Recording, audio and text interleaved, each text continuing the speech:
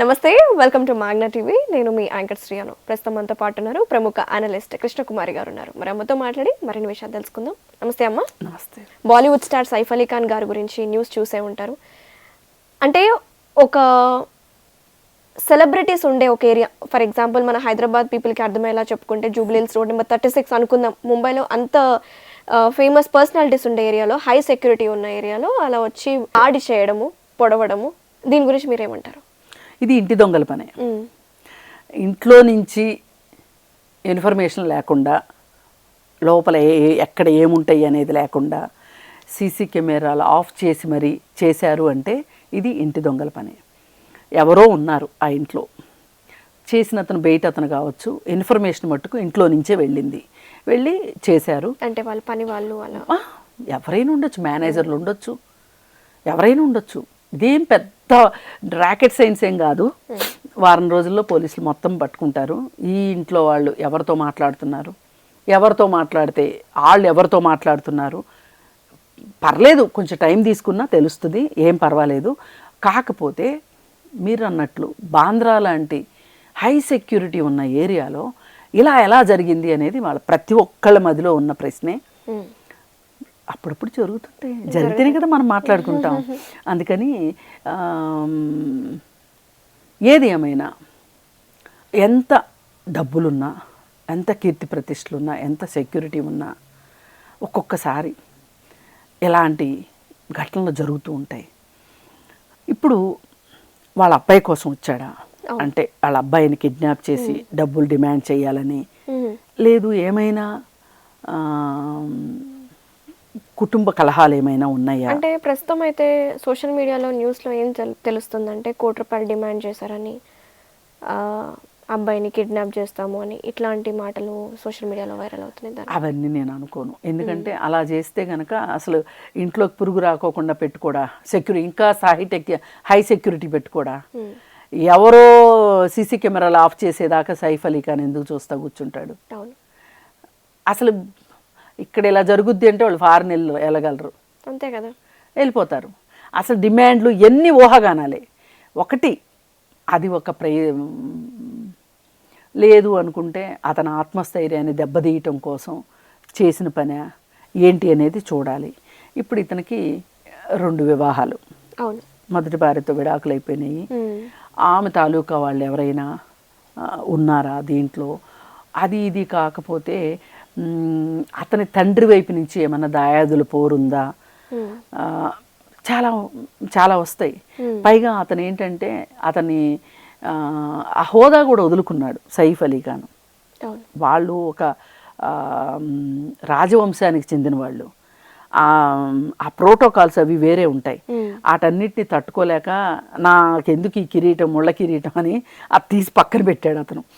ఇప్పుడు బ్రిటన్లో డయానా చిన్న కొడుకు వాళ్ళు ఎట్లా అయితే మేము ఉండలేం బాబు ఈ ప్రోటోకాల్స్ మధ్యలో, ఈ వ్యవహారాలు మాకొద్దు, మా దోవను మేము బతుకుతామని చెప్పి వాళ్ళ ఇంట్లోంచి వెళ్ళిపోయారు. అంటే మనం ఏమనుకుంటామంటే రాజసానికి సంబంధించి, రాజ్యానికి సంబంధించి ఆ కిరీటాలు చాలా గొప్పవి అనుకుంటాం. అందరికీ ఇష్టం ఉండకపోవచ్చు, లెగసీ క్యారీ చేయలేదు, లెగసీని చేయాలని అనుకోకపోవచ్చు, తప్పేం కాదు, అంతే కదా. ఇప్పుడు మనకు చరిత్రలో ఇట్లాంటి దానికి ఆనవాళ్ళు ఉన్నాయి. మరి గౌతమ్ బుద్ధుడు ఎందుకు రాజ్యాన్ని వదిలేసి వచ్చాడు? సత్యాన్వేషణ కోసమే కదా.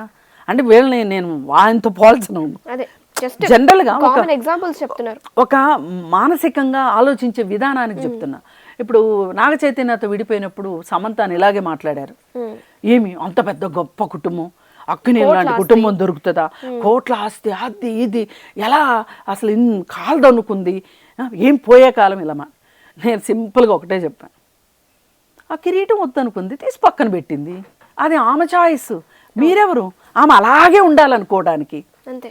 ఆమెకు అది ఉక్కిరి బిక్కిరిగా అనిపించవచ్చు, ఆమె కోరుకున్న జీవితం అది కాకపోయి ఉండొచ్చు, పోనీ కోరుకున్నా కూడా దానిలో ఇమడలేకపోయి ఉండొచ్చు, అది ఆమె ఛాయిస్. అలాగే ఇతను కూడా తన ఛాయిస్ వద్దనుకున్నాడు, ఆ లెగసీ వద్దనుకున్నాడు, ఆ రాజవంశాన్ని తీసి పక్కన పెట్టుకున్నాడు. అతను సింపుల్గా ఉండాలనుకున్నాడేమో. ఏది ఏమైనప్పటికీ ఇది అనుకోకుండా జరిగిందా, ప్లాన్ ప్రకారం ఎలా జరిగినా కానీ ఇలాంటి దాడులు కరెక్ట్ కాదు. అవును. వ్యక్తిగత దాడులు మంచిది కాదు ఎవరికైనా, డబ్బున్నోడికైనా డబ్బు లేని వాడికైనా. పైగా ఒక విషయం బయటకు వచ్చింది ఏంటి అంటే ధైర్యంగా హాస్పిటల్కి వెళ్ళాడు. ఇంకోటమ్మా, ఈ హాస్పిటల్ అంటే గుర్తొచ్చింది, వేల కోట్ల ఆస్తి ఉంది ఆయనకి. ఆ సిచ్యువేషన్లో ఆటోలో తీసుకెళ్ళడం ఏంటి? ఆటోలో తీసుకెళ్లారు, ఇన్ని కార్లు ఉంటాయి కదా, నైట్ ఆటోలో తీసుకెళ్లారంట. ఏమో అక్కడ డ్రైవర్లు అవైలబుల్గా లేరేమో, ఆయన అయితే డ్రైవ్ చేసే పరిస్థితుల్లో లేడు కదా. Something is fishy. ఉండొచ్చు, అన్నిటికీ క్లారిటీ వస్తుంది. ఇప్పుడు కొంతమంది ఏమంటారంటే ఏమో ఆయనే చేయించుకున్నాడేమో అని కూడా మాట్లాడే వాళ్ళు ఉన్నారు. అది కూడా బయటకు వస్తుంది. ఎవరైనా చేస్తే, దాడి చేస్తే ఒక రకమైన సెక్షన్స్, వాళ్ళే ఓన్గా ప్లాన్ చేసి చేయించుకుంటే ఇంకొక రకమైన సెక్షన్స్. మన చట్టానికి ఎవ్వరు అతీతులు కాదు, చట్టంలో అన్ని సెక్షన్స్ ఉన్నాయి. ఏం పోలీసులు పని లేకుండా ఉన్నారా? ఈ చట్టము, ఈ జ్యుడిషియరీ అవసరమైన వాటికి ఉంది, వేషాలు వేసే వాళ్ళ కోసం కాదు. అందుకని అన్నీ బయటకు వస్తాయి. ఏది ఏమైనప్పటికీ కూడా ఇలాంటి దాడులు కరెక్ట్ కాదు. పోలీసులు మొత్తం బయటికి తీసుకొస్తారన్న నమ్మకం నాకుంది. ఏదైనా అతను ఆరోగ్యంగా ఉండాలని కోరుకుందాం, అంతవరకే. ఏది ఏమైనా ఇలాంటి దాడులు, వ్యక్తిగత దాడులు కరెక్ట్ కాదు.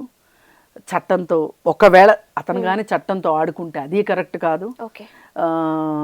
ఇంకెవరన్నా చేయించినా అది చట్టం తన పని తాను చేసుకుంటూ పోతుంది. ఏది ఏమైనా అతను ఆరోగ్యంగా ఉండాలని కోరుకుందాం. ఎందుకంటే ఎన్ని సిరి సంపదలు ఉన్నా ఒక భార్యకి అతను భర్త, 2 పిల్లలకి తండ్రి, వాళ్ళ కోసమైనా అతను ఆరోగ్యంగా ఉండాలి. We'll wait for the verdict. Yes. And Amma, thank you so much, Amma. Namaste. Thank you.